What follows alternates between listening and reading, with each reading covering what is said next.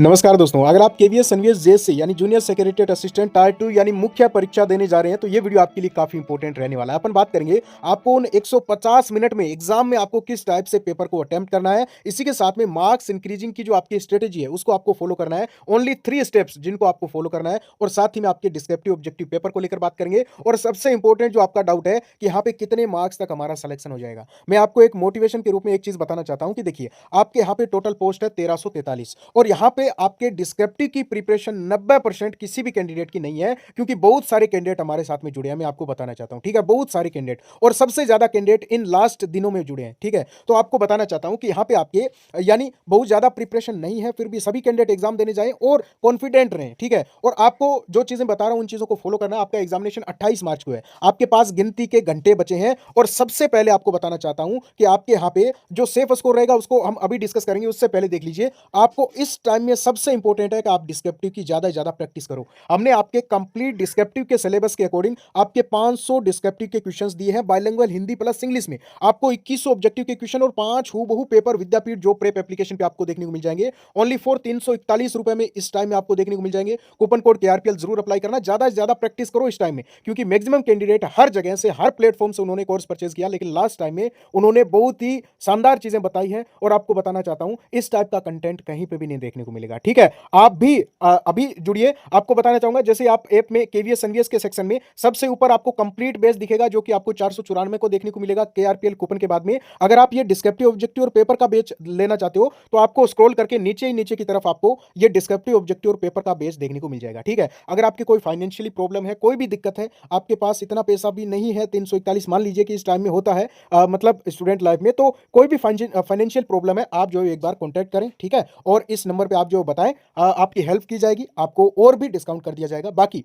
अभी आप सभी कैंडिडेट जरूर जुड़े। सेफ स्कोर को लेकर मैं आपको बताना चाहूंगा कि आपके यहाँ पे वैकेंसीज काफी अच्छी है और इस टाइम में अगर आप मान लीजिए यहाँ पे 65 मार्क्स लेके आ जाते हो, या फिर आपका अभी टारगेट तो देखिए 70 से कम नहीं होना चाहिए किसी भी कैंडिडेट का। आपको डिस्क्रिप्टिव में जो आपके यहाँ पे 40 मार्क्स का है उसमें पे 40 में से 30 मार्क्स आ जाते हैं और ऑब्जेक्टिव में 60 में से आपके यहाँ पे मान लीजिए 35 मार्क्स आ जाते हैं, तो भी आप 65 आराम से कर लोगे, ठीक है। और 65 प्लस का टारगेट रखें, हालांकि आपको 65 से 70 का टारगेट लेके इस टाइम में चलना चाहिए। आपका यहाँ पे काफी अच्छा स्कोर होगा, ठीक है। अगर आप ये चीज और मैटर करेगी आपके एग्जाम लेवल पे किस लेवल का पेपर आता है, उसके बाद में डिसाइड होगी। हम एक बार एक्सपेक्टेड हम बाद में डिस्कस करेंगे, लेकिन ये आपका सबसे सटीक टारगेट है अगर अच्छे लेवल का पेपर आता है, ठीक है। बाकी 70 से कम टारगेट एक बार मत लेके चले।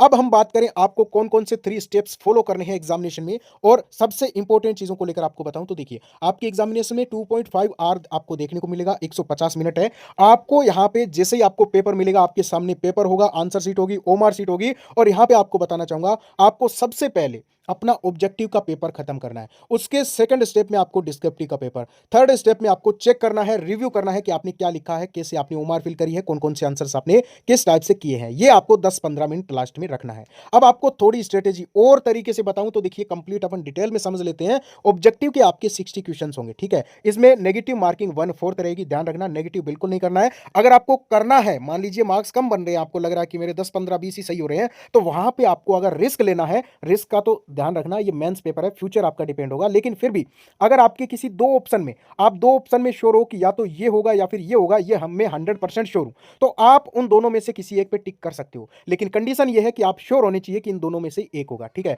बाकी आप बहुत ज्यादा रिस्क भी ना लें। और यहां पे आपको बताना चाहूंगा सबसे पहले आपको 5-7 मिनट में कंप्लीट, 7 मिनट लगे 8 मिनट लगे, आपको पूरा पेपर रीड करना है ब्रीफली, ज्यादा टाइम नहीं देना है, बस आपको क्वेश्चंस को रीड करना है। उसके बाद में आपको क्या करना है कि सीरीज से क्वेश्चंस को आपको सोल्व करना है, आंसर्स को फाइंड करना है और साथ साथ में आपको मार्क फिल कर देनी है, ठीक है। क्योंकि बाद में फिल करो या फिर पहले फिल करो, ये दो कंडीशन है, आप कैसे भी कर सकते हो। बाकी साथ साथ में करोगे तो टाइम मैनेजमेंट आपका बिल्कुल परफेक्ट तरीके से रहेगा, ठीक है। आपको 50 मिनट से ज्यादा आपको ऑब्जेक्टिव में नहीं देना है, ध्यान रखना, क्योंकि ये टाइम मैनेजमेंट आपका तभी होगा जब आप विद्यापीठ के 5 पेपर जेएससी के दे लोगे। और आपको बताना चाहूंगा डिस्क्रिप्टिव के सबसे इंपॉर्टेंट क्वेश्चंस है, ये आपके अलग से बैच क्रिएट किया है, इसको आप जरूर देखें। मैक्सिमम कैंडिडेट्स इसी बैच में अभी जो है वो ज्वाइन कर रहे हैं, तो आप सभी इन इस बैच को जरूर देखें। आपको बताना चाहूंगा डिस्क्रिप्टिव में आपके 10 क्वेश्चंस होंगे। आपको वर्ड लिमिट रखनी है 100 से 120। हो सकता है किसी में 90 वर्ड आपके जो है वो परफेक्ट रहेंगे, किसी में 120 रहेंगे, लेकिन बहुत ज्यादा मत करना। और आपको बताना चाहूंगा स्टार्टिंग में आपको पूरे क्वेश्चंस को रीड करना है, देन आपको सीरीज से क्वेश्चंस को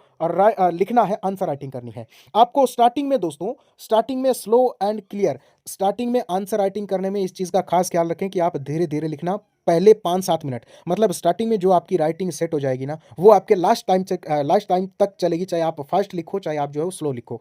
आपको बताना चाहूंगा स्टार्टिंग में आप स्लो स्लो क्लियर लिखें, बाद में आप थोड़ी सी राइटिंग अपनी फास्ट कर दें, ठीक है। और यहाँ पे आपको बताऊंगा रश मत करना बिल्कुल भी। आप आराम से आपके पास टाइम होगा, अगर आप टाइम मैनेजमेंट के अकॉर्डिंग सही से चलते हो तो आपके पास में खूब टाइम है, अगर आप सही से करते हो तो। बाकी अगर आप सही तरीके से स्ट्रेटेजी से नहीं चलते हो तो फिर आपका क्वेश्चंस भी छूटने के चांसेस रहेंगे, आप सही तरीके से अटेम्प्ट भी नहीं कर पाओगे।